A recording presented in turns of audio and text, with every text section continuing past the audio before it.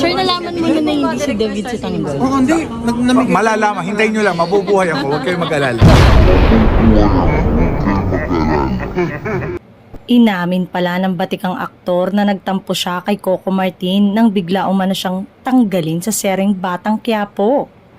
Si Severino ay ginagampanan ni Dindo Arroyo bilang trusted staff at kanang kamay ni Christopher De Leon as Ramon Montenegro. Umabot din ng 1 taon si Dindo sa programa at kahit na kontrabida ang karakter niya ay maraming loyal viewers ng BQ ang gusto siya. Kaya nga hiniling na wag muna siyang mawala bagkus ay si David played by Macoy De Leon ang hinihiling na sanay nawala na dahil pinasasama niya ang karakter ni Coco Martin bilang si Tanggol.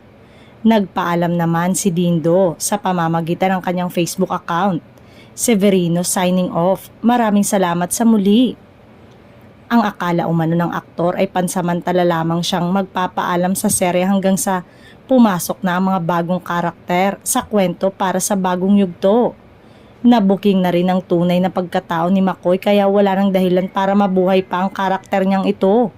Samantala, nagpapasalamat na rin naman daw siya kay Coco na nabigyan siya ng pagkakataon na napabilang sa numero 1 serye sa Pilipinas.